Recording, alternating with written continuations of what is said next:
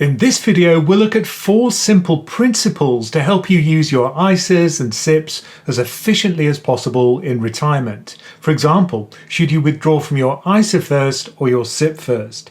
It turns out that this choice can make a huge saving over your lifetime if you plan this carefully. Remember, if you do enjoy our content, please do subscribe to our channel and like this video. So let's begin with some basics before we get started. The way that UK income is taxed is that we have bands such that you have a tax-free band. Any earnings you make up to £12,570 are not taxed. So that's your personal allowance. And then the first band kicks in at £12,571 and that goes up to £50,270. And that band of tax is taxed at 20%. Then we also have the higher rate of tax and the additional rate of tax. So let's say we have a £60,000 income.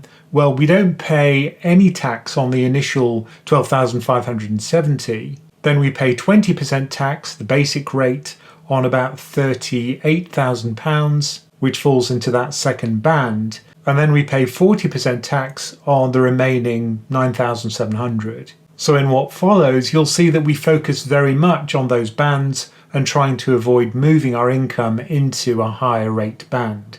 It's also important to understand how self-invested personal pensions, SIPPs, and individual savings accounts or ISAs work in retirement. While income withdrawn from a SIPP is just treated as regular income, excluding the 25% tax-free lump sum, any money that you draw out of an ISA is not taxed again.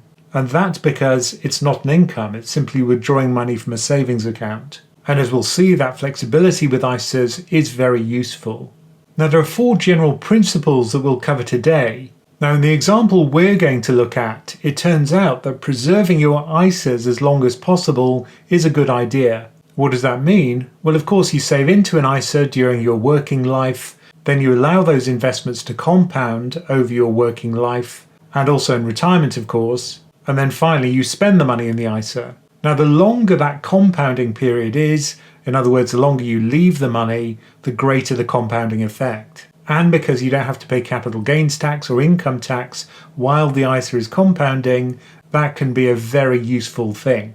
So one of the things we'll be looking at is whether it's better to preserve your ISAs or preserve your pensions. And it has to be said, the actual results depend very much on your circumstances.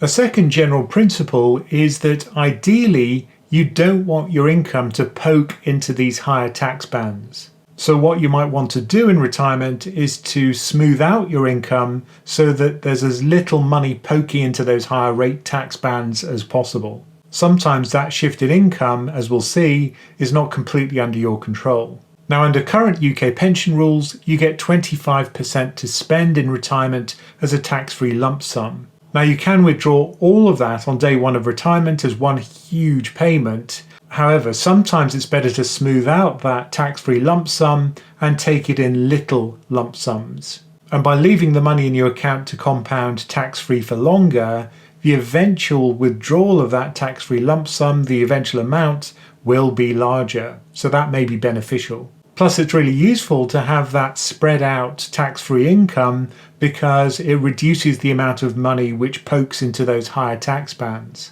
The final principle is one of flexibility. So you can see here that we've combined state pension and the SIPP, which are both taxable, with ISA withdrawals, which aren't. So by judiciously combining those two, you can reduce your overall tax payments.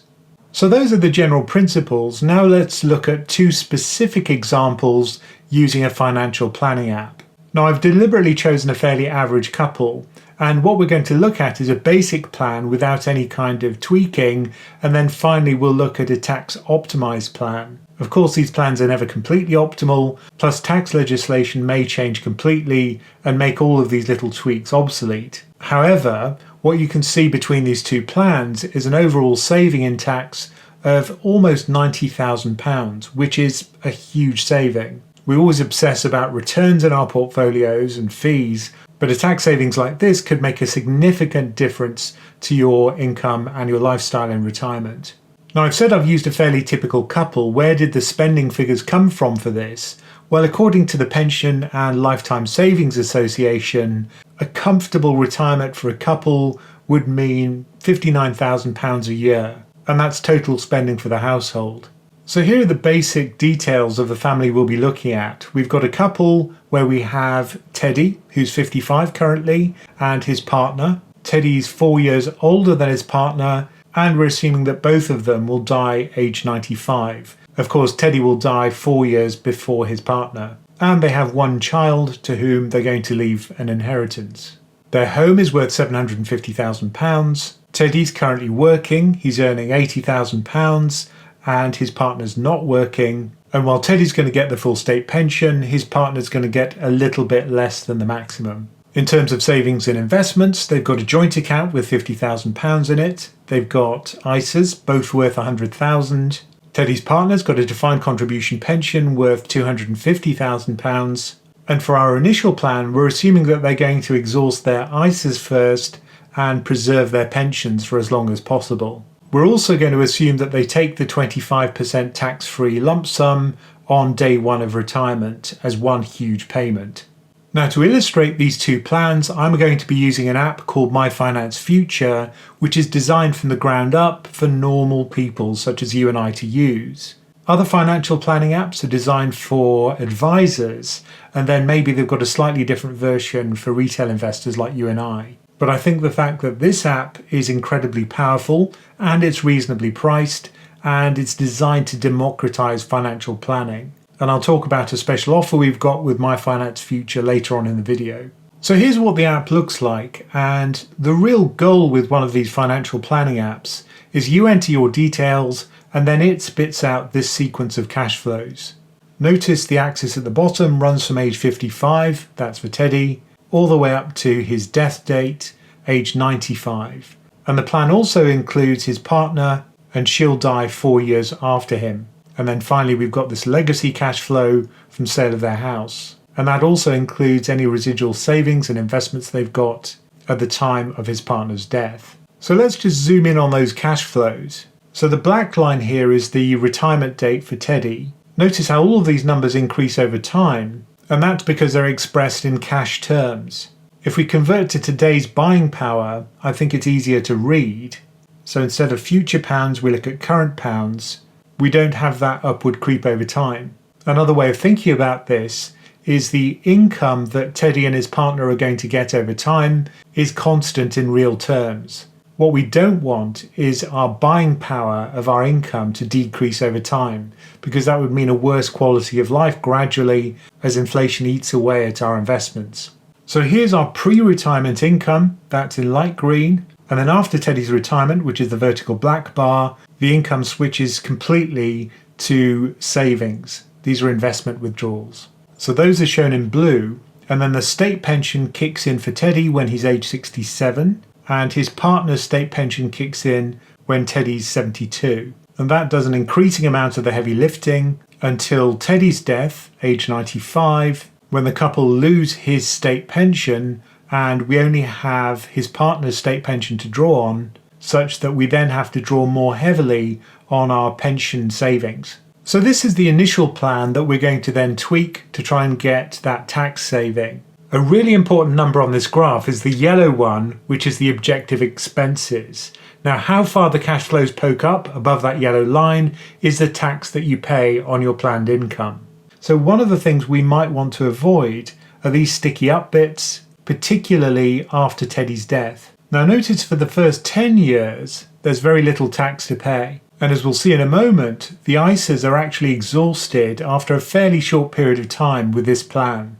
Remember, for this one, we've chosen to exhaust the ISAs first and preserve the pensions. Plus, we're going to try and do something about these huge tax payments. Now, if we look at the expense funding detail, we can break down the sources of income more accurately. So you remember that tax-free lump sum? Well, that's used up very quickly. That's the light blue bars you can see here. That lasts for about 1 to 3 years before it's exhausted. Then we get the slightly darker bar, which is the ISA withdrawals. Those begin when Teddy's 64. And because it's hitting those ISAs very hard, we've chosen to exhaust them. How long do they last? Well, not particularly long, because remember we've got this period before the state pension kicks in for Teddy. and these savings have to do a lot of heavy lifting during that period. So the ISAs are exhausted in this case by the time we reach Teddy's age of 71. So now the ISA withdrawals are almost zero, and instead we're drawing down on our pensions. Compare that with the bottom plan and you can see that instead of withdrawing on the ISAs during that heavy lifting period before the state pension kicks in, instead we're drawing on our pension savings. That preserves our ISAs for later. And what we see now is that the ISA withdrawals start when Teddy's age 75. Furthermore, they last much longer. They last all the way to his partner's death, in fact. The reason why that's important is that remember that withdrawals from ISAs are not liable for tax. So during this period when his partner's going to have to live on one state pension, a lot less of that is coming out of the pension, which is taxable income. Subsequently, the tax liability is much smaller. So that makes a big saving. What preserving the ISAs also means is that you can combine withdrawals from ISAs and pensions during this quite long intermediate period.